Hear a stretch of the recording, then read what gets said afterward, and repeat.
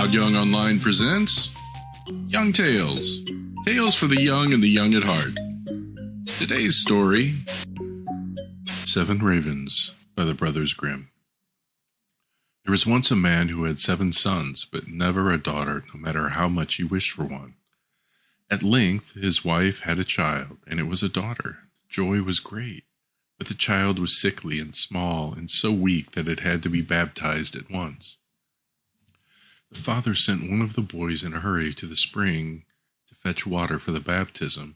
The 6 other boys ran along with him, and as each strove to be the first to fill the jug, it fell into the spring. There they stood and did not know what to do. None of them dared to go home. When they did not come back, the father grew impatient and said, "They have forgotten all about it in a game of play, the wicked boys." Soon he grew afraid lest the child should die without being baptized, and he cried out in anger, "I wish the boys were all turned into ravens." Hardly was the word spoken before he heard a whirring of wings in the air above his head. He looked up and saw 7 coal-black ravens flying high and away.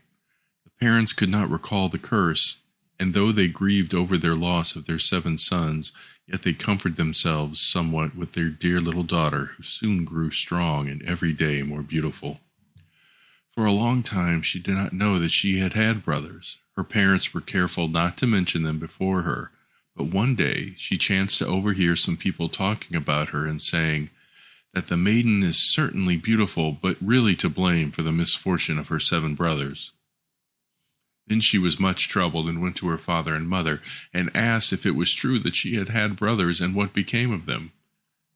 The parents did not dare to keep the secret longer and said that her birth was only the innocent cause of what had happened to her brothers, but the maiden laid it daily to her heart and thought that she must deliver her brothers. She had no peace and rest until she set out secretly and went forth into the wide world to seek them out and set them free, let it cost what it might. She took nothing with her but a little ring belonging to her parents as a keepsake, a loaf of bread against hunger, a little pitcher of water against thirst, and a little chair as a provision against weariness.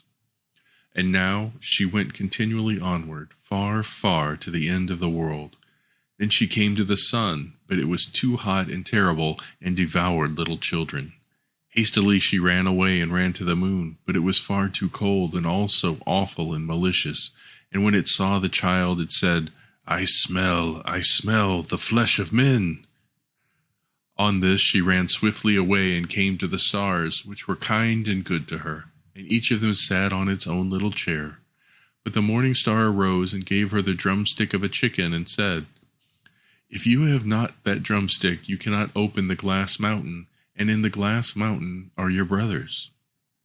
The maiden took the drumstick, wrapped it carefully in a cloth, and went onward again until she came to the glass mountain. The door was shut, and she thought she would take out the drumstick. But when she undid the cloth, it was empty, and she had lost the good star's present. What was she to do now? She wished to rescue her brothers, and she had no key to the glass mountain. The good little sister took a knife, cut off one of her little fingers, and put it in the door, and succeeded in opening it. When she had got inside, a little dwarf came to meet her, who said, "My child, what are you looking for?" "I am looking for my brothers, the 7 ravens," she replied. The dwarf said, "The Lord Ravens are not at home, but if you wish to wait here until they come, step in." Therefore the little dwarf carried the ravens' dinner in on 7 little plates and in 7 little glasses. The little sister ate a morsel from each plate, and from each little glass she took a sip. But in the last little glass she dropped the ring which she had brought away with her.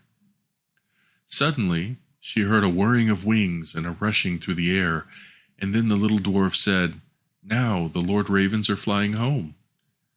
Then they came and wanted to eat and drink, and looked for their little plates and glasses. Then said one after the other, "Who has eaten something from my plate? Who has drunk out of my little glass? It was a human mouth." And when the 7th came to the bottom of the glass, the ring rolled against his mouth. Then he looked at it and saw that it was a ring belonging to his father and mother, and said, "God grant that our little sister may be here, and then we shall be free." When the maiden, who was still standing behind the door, was watching, heard the wish, she came forth, and on this all the ravens were restored to their human form again, and they embraced and kissed each other, and went joyfully home. The end. Young Tales is produced and narrated by Todd Young from Todd Young Online. If you enjoyed this, please like and subscribe, and join us next time for another story. Thank you for your support.